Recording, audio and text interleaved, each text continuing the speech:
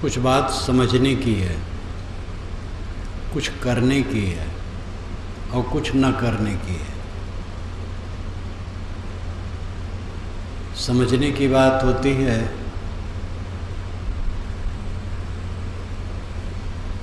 उसको समझ लेने पर भ्रांतियां कट जाती हैं।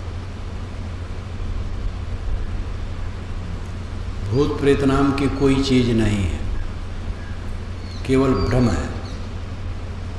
बवंडर बहुत है, किताबों में बहुत लिखा है, प्रसिद्ध शास्त्रों में भी लिखा है, लेकिन प्रसिद्ध शास्त्र होने से उसकी सब बात मानी नहीं जा सकती। प्रसिद्ध शास्त्रों में ये भी लिखा है कि शूद्र को ज्ञान नहीं होता है, जबकि वेद के मंत्रों के रचयिता कई शूद्र कहलाने वाले महापुरुष हैं और सभी वेदों का संपादन अंतिम में जिसके लिए कहा जाता है किया है वे वेदव्यास हैं, जो धीवई के बच्चे हैं और उनके पिता पराशर भंगिन के बच्चे हैं, शुपाकश्चा पराशरा। तो शूद्रों को कैसे नहीं ज्ञान हो सकता है? और ये प्रसिद्ध शास्त्र में लिखा है, कैसे मान लें? इसलिए शास्त्र का मोह करना गलत है, शास्त्र का विचार पूर्वक आचरण करना ठीक है। शास्त्र और परंपरा महापुरुष हमारे सिर पर हैं, लेकिन जहाँ कहीं ठीक ठाक नहीं है उसको छोड़ देना उचित है और सदैव छोड़ा गया है। यज्ञ में पशुवध होता था, यज्ञ में पशुवध अब कहाँ होता है? नहीं होता है। सब समय गलत बातें छोड़ी गई हैं। भूत प्रेत शास्त्र में लिखा होने से भूत प्रेत सच नहीं, भूत प्रेत बिल्कुल झूठे हैं, भ्रम है। अंग फड़कने से कोई हानि लाभ नहीं होता है, चाहे दाहिना फड़के चाहे बायां फड़के, कोई चिंता मत करो। दिशाशूल नाम की कोई चीज़ नहीं है। जिस दिशा में जिस दिन जब जाना चाहो निर्भय होके जाओ। कोई दिन अमंगल नहीं है, सारे दिन मंगलमय हैं। सारी तिथियां, सारे महीने मंगलमय हैं, सब दिशाएं मंगलमय हैं। अपना विचार पवित्र रखो, छींकने से कोई नुकसान नहीं होता। हम किसी काम में चले, कोई छींक दिया तो कोई नुकसान नहीं हुआ, घबराओ मत। दाहिने बाएं अंग फड़कने से कोई हानि लाभ नहीं होता है, फड़कने दो, चिंता मत करो। आप किसी काम के लिए चले, कोई टोक दिया कहाँ जाते हो, कोई नुकसान नहीं होगा। काना ब्राह्मण और विधवा स्त्री के मिलने से कोई नुकसान नहीं होगा। कहते काना ब्राह्मण और विधवा स्त्री अगर रास्ते में मिल जाए तो काम बिगड़ जाएगा, बेकार की बात। किसी की आँख खराब हो सकती है, ज्ञानी की आँख खराब हो सकती है तो अशुभ हो जाएगा। विधवा स्त्री खराब क्यों है? विधुर नहीं खराब है, एकांगी निर्णय, ये सब कुछ नहीं। कोई ग्रह आपके ऊपर टेढ़ा नहीं हो सकता है, बिल्कुल निर्भय रहो। हमारा और आपका आचरण कर्म सुख दुख के कारण, और हमें सुख दुख देने वाला कोई नहीं।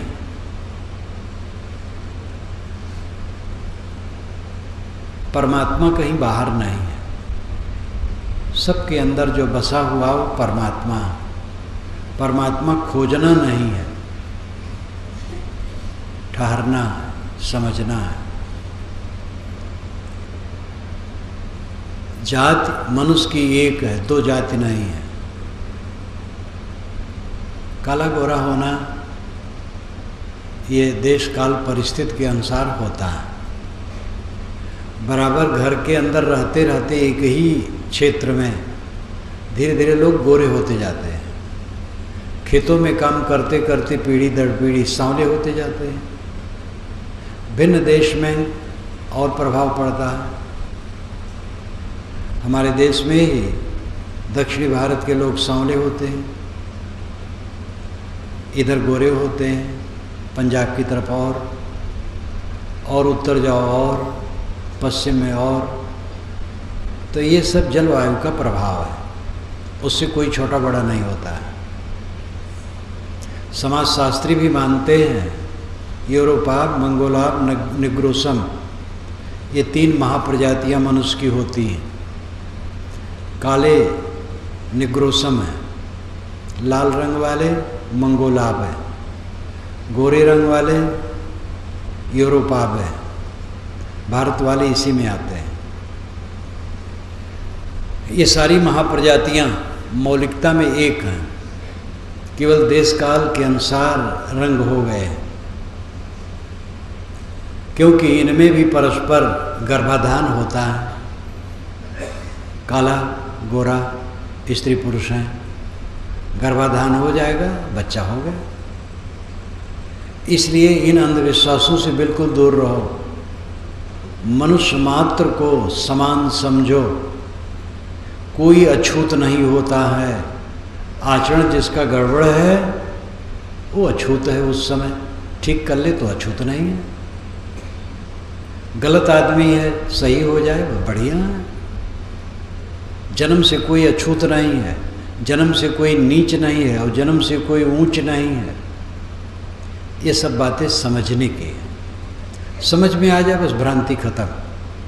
इसके लिए कोई साधना नहीं करनी पड़ती, ठीक से समझ ले भ्रम खत्म है। कुछ करने की बातें हैं, करने की बातें हैं, क्रोध छोड़ना, काम छोड़ना, लोभ छोड़ना, मोह छोड़ना, अंडा मांस मछली गंदी चीज़ है छोड़ना, नशा की चीज़ें छोड़ना, बीड़ी सिगरेट तंबाकू पान सुपारी जाफरानी पान पराग बहुत कुछ है। ये सब शरीर के लिए अहितकर है, कोई नशा का सेवन नहीं करना चाहिए। चाय के लिए हम लोग नहीं रोकते हैं, वैसे हम लोग चाय नहीं पीते हैं, लेकिन भक्तों को गृहस्थों को इसके विषय में नहीं रोकते हैं, पुस्तक में भी नहीं लिखते हैं। कोई अपने तरफ से चाय छोड़ दे उसका विचार है, अच्छा है। चाय पीने वाले भी कम पिए, जो गृहस्थ लोग चाय पीते हैं कम पिए, ज़्यादा पीना अच्छा नहीं। तो चाय के लिए हम गृहस्थों को नहीं रोकते हैं, लेकिन और सारे नशा को रोकते हैं कि न लो। मांस अंडा मछली गरिष्ठ रोग में घृणित और प्राणी को पीड़ा देकर के मिलते हैं। सभ्यता रहित भोजन है, स्वास्थ्य के लिए हितकर नहीं है। प्रोटीन उसमें होता है तो प्रोटीन सात्विक वस्तुओं में भी होता है। मांस अंडा में अगर प्रोटीन है तो उसके साथ उसका खराब अंश भी है, इसलिए मांस अंडा मछली नहीं खाना चाहिए। दुनिया के समस्त प्राकृतिक चिकित्सक एक स्वर से कहते हैं कि अंडा मांस मछली नहीं खाना चाहिए, दुनिया के, केवल भारत के नहीं। सात्विक आहार विहार, गलत आहार छोड़ो, गलत पेय छोड़ो, काम क्रोध लोभ मोह छोड़ो, घटाओ उसको, ये सब छोड़ने की चीज़ें हैं। शील क्षमा दया करुणा प्रेम समता का बर्ताव करो, ये करने की चीज़ें हैं। सबके साथ सुंदर बर्ताव करो। जो हमारे साथ गलत करे उससे भी हम गलत न करें, जो हमारे साथ अच्छा करे उसके साथ अच्छा करें, जो गलत करे उससे भी गलत न करें। प्रसंग पड़े तो अच्छा कर दें। बुद्धि आदमी की बुद्धि में फर्क पड़ जाता है, गलत कर देता है, सही हो जाए गलत नहीं करेगा। किसी को शत्रु न माने, कोई दुनिया में हमारा शत्रु नहीं है, सब अपने अपने स्वभाव का वर्तमान करते हैं। अपने मन में मोह और वैर ये दोनों न रखें, इसका त्याग करें। अनुकूलों में मोह होना स्वाभाविक है और प्रतिकूलों में वैर, इसी को जीतना संतत्व साधुत्व मनुष्यत्व है। अगर गलत संस्कारों के आधार पर जो हमें स्वभाव मिला है उसी का अनुगमन करते हैं तो मनुष्यता कहाँ है, साधुता कहाँ है? आदमी पीड़ित क्यों रहता है? भोजन न मिले पीड़ित हो, ऐसा तो किसी किसी को हो सकता है आज के ज़माने में। भूखे प्राय लोग नहीं रहते, अन्न काफ़ी होता है। वैसे गरीबी पूरी दुनिया में भी है। हमें ऐसे भक्तों ने बताया है जो अमेरिका जाते रहते हैं। कहे साहब एक बार कुछ लोग आए और चंदा कर रहे थे, तो मैंने कहा क्यों चंदा करते हो? कहे कुछ गाँव में बड़ी भूखमरी है, वहाँ के गरीबों की सहायता के लिए। और वहीं के आदमी थे, अमेरिका के आदमी थे। तो अमेरिका जो पूरी दुनिया में संपन्न मानी जाती है, अमेरिका देश माना जाता है, वहाँ पर भी ये बात है कि गांव में भूखमरी। कहाँ तक सच है? जबकि कहा जाता है अधिक अन्न हो जाता है तो समुद्र में फेंक देते हैं, जिससे बाजार का भाव खराब न हो। कुल मिला करके कभी ऐसा कहीं होगा। ज़्यादातर तो आदमी खाता है लेकिन दुखी है। मान लो जिसको भोजन नहीं मिला वो दुखी है, तो उसका दुख सार्थक है। जब भोजन ही नहीं मिलेगा तो आदमी दुखी होगा ही। लेकिन हम सब खाते हैं, दुखी हैं क्यों? खाना मिल जाए तब दुखी क्यों? मन का पाप, मन का अहंकार, मन का विकार, मन का कूड़ा कबाड़, ये मन के कूड़ा कबाड़ को त्यागो। जिन बातों को लेकर के हमारे मन में कबाड़ उत्पन्न होता वो रहने वाला नहीं। न धन रहेगा, न जन रहेगा, न अपना शरीर रहेगा, कुछ भी नहीं रहेगा। काल सबको पोंछ करके रख देता है। निरंतर ये प्रक्रिया चल रही है पूरे संसार में। पीढ़ियाँ आती हैं और जाती हैं, सब कुछ खो जाता है। हम इन संबंधों में पढ़ करके अपने को उलझा लेते हैं, गर्माहट आ जाती है, लगता है ऐसे रोज रहेगा और कुछ नहीं रहेगा। इसलिए दुनिया की क्षणभंगुरता को समझें। सब कुछ क्षणिक क्षणिक क्षणिक। शरीर भी बहुत छोटा समय तक रहता है, आजकल में खो जाने वाला भी क्षणिक है। किस बात को लेकर के हम कलह में पड़े? कलह रहित मन, तृष्णा रहित मन, खिंचाव रहित मन, आकर्षण रहित मन, लोभ लालच रहित मन सुखदायी है। लालच को छोड़ें, लोभ को छोड़ें, लिप्सा को छोड़ें, इच्छा वासना पर संयम करें, काम क्रोध लोभ मोह को जीतें। मैंने आपसे कहा था कुछ समझने की बात है, कुछ करने की बात है, कुछ नहीं करने की बात है। समझने की बात मैंने अंधविश्वास के लिए कहा, उसको समझ लो, भ्रम कट जाएगा। चाहे वो जात पात को लेकर के मनुष्य को ऊंच नीच मानने का पाप है, और चाहे भूत प्रेत जादू टोना, सब अंधविश्वास है। तो ये सब समझ लो, भ्रम कट जाएगा। करने की बात है, गलत काम छोड़ो, अच्छे काम करो। गलत काम वह है जिससे अपना मन और अपनी वाणी, अपनी इंद्रियां प्रदूषित हों और दूसरों को तकलीफ हो। अच्छा काम हुआ है जिससे अपना मन संतुलित हो, वाणी संतुलित हो, कर्म संतुलित हो और दूसरे को सुख शांति मिले। इस प्रकार न करने योग काम का त्याग, करने योग काम का ग्रहण। अंतिम बात है कुछ न करना। कुछ न करना समाधि है। असली समाधि है कुछ न करना, चित्त शांत हो जाना। ध्यान और समाधि के विषय में बड़ा बड़ा प्रपंच है। हठ योग का अपना अलग प्रपंच है। हठ योग कल्याणकारी नहीं है और मेहनत बहुत है। नेति धोती कपाली गुंजली, शरीर को साधते साधते अगर सही गुरु निर्देशक न हो तो कितने लोग प्राणांत भी कर देते इसी में, अथवा रोगी हो जाते हैं। हठ योग की साधना कष्टकर है, और खोदो पर्वत मिलेगी चूहिया। कड़ी साधना उसमें है, दिखावा ज़्यादा है।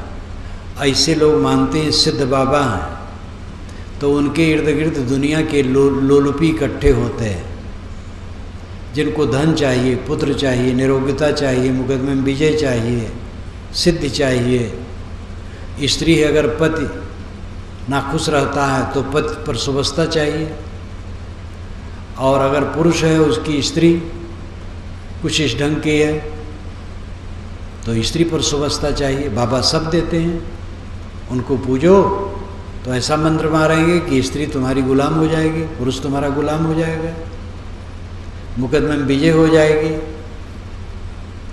न मालूम क्या क्या कल्पना। और सब का सब झूठ है। कोई बाबा ऐसा कुछ नहीं दे सकता। अपने कर्म सुधारो, किसी बाबा के चक्कर में मत पड़ो। बाबा संत महात्मा का काम है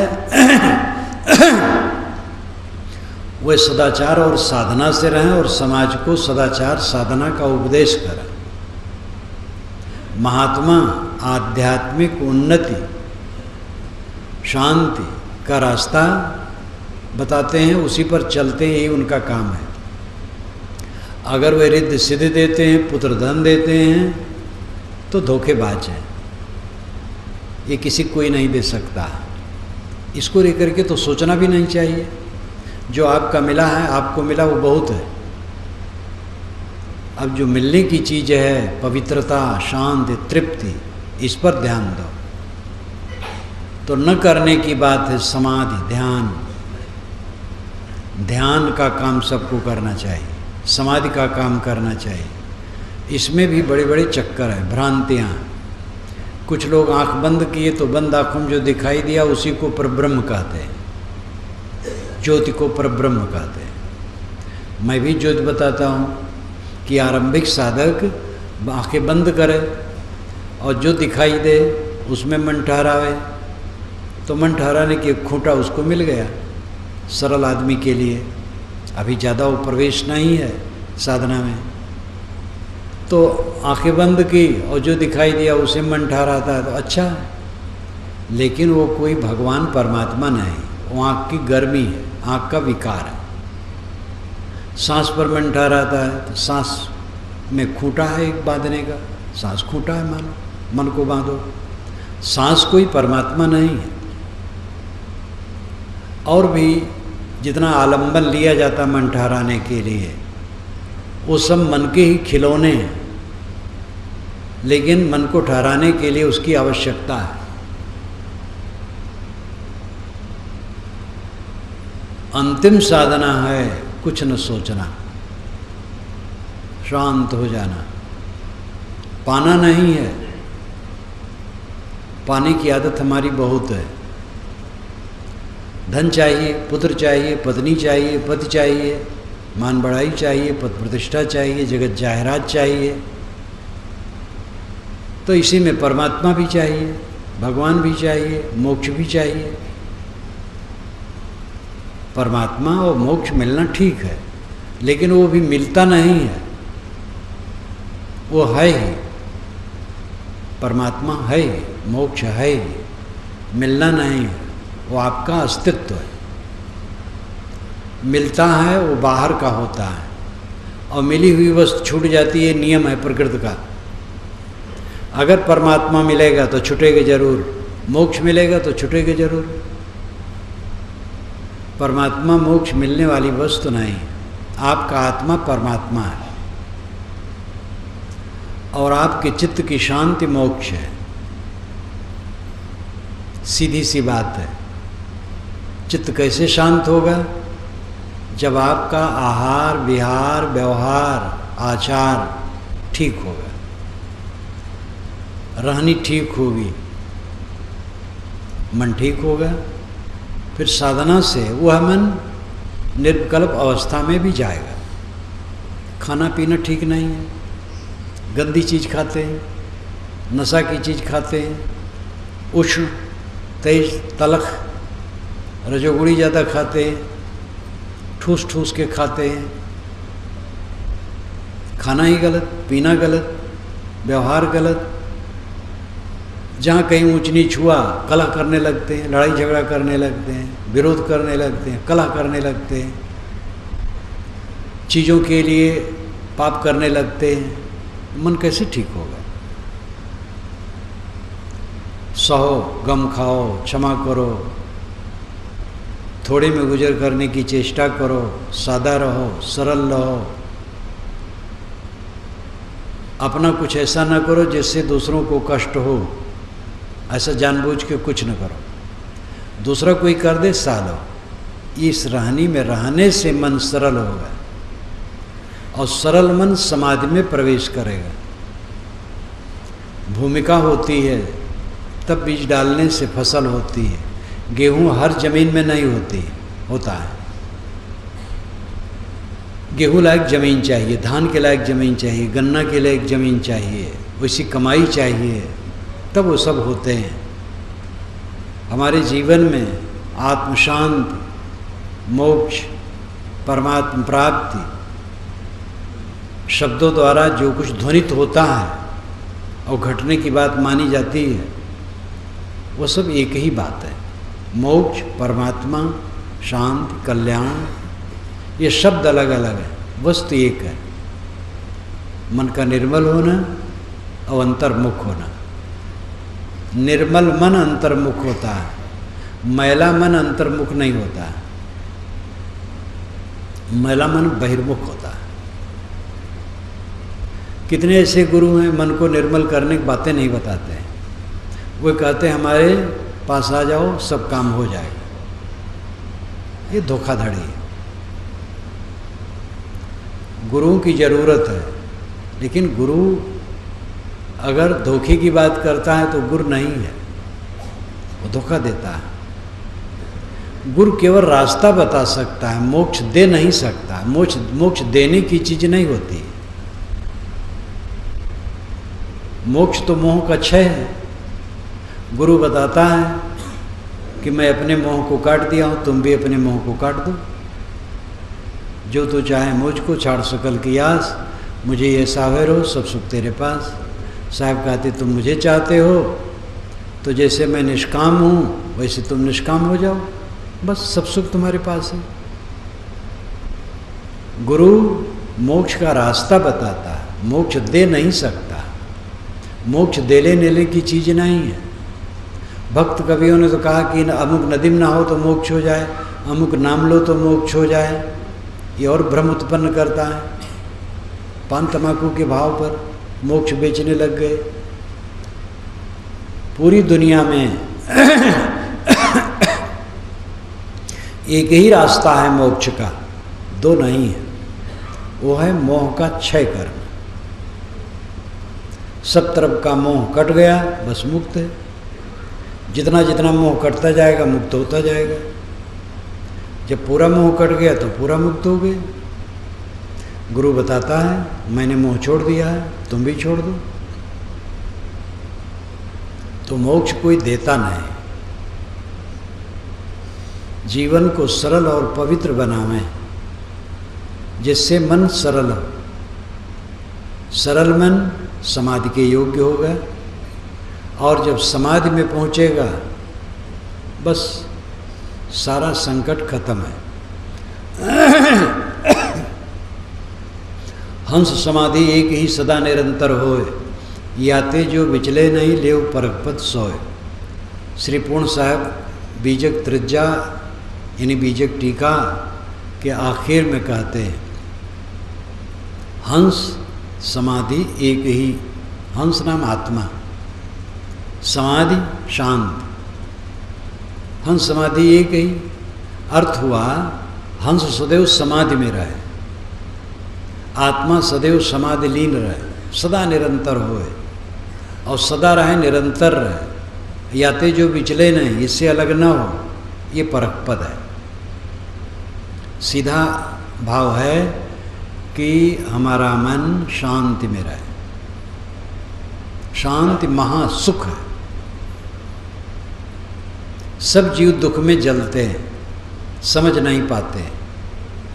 न किसी ईश्वर ने दुख दिया है, न किसी देवता ने, न किसी राक्षस ने, न दूसरे आदमी ने। हमने स्वयं दुख बनाया है, अहंकार बस उलझ गए हैं। मनुष्यों से लड़ते हैं, उलझते हैं अपना पराया मानकर, और भोगों में ललचाते हैं, दुखी बने हैं। हमारा अपना अज्ञान, हमारी अविद्या, हमारा अविवेक हमें दुख देता है।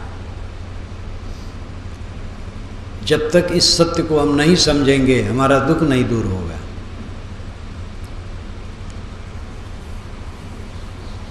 प्रायः लोग शिकायत करते हैं दूसरे के कारण हम दुखी हैं। पत्नी के कारण, पति के कारण, पुत्र के कारण हम दुखी हैं। शिष्य के कारण, गुरु के कारण, गुरु भाई के कारण, पड़ोसी के कारण। ये सब बेसमझी है, अपने अज्ञान से हम दुखी हैं। दूसरा कोई हो सकता है कि हमारे अनुकूल काम न करे कोई, तो इससे हमें दुखी होने की कोई ज़रूरत नहीं है, सह लेना चाहिए। हमारा अहंकार मिट जाए तो अनुकूल प्रतिकूल सम हो जाता है। ज्ञान की अंतिम अवस्था क्या है? समता की प्राप्ति। पूरे समाज को बराबर करके आप नहीं चल सकते। जहाँ ऊंच नीच है वहाँ वैसे निपट ले। ऊंचा है संभाल के चलें, नीचा है संभाल के चलें। देखो वर्षा होने की वजह से ईंटों पर काई लगी हुई है सभागार के चारों तरफ, ऐसा देख रहे हैं, धीरे धीरे उसमें चलें। ऊंची जगह है संभाल के चले, नीची जगह संभाल के चले। खाई खंदक है, नदी पर्वत है, वहाँ वैसे संभाल के चले। सब बराबर करके चलने का हट। सभी मनुष्यों की बुद्धि सुधार करके तो अपना हम सुधार करेंगे। अपना तो सुधार नहीं पाते हैं, सभी को सुधार देंगे।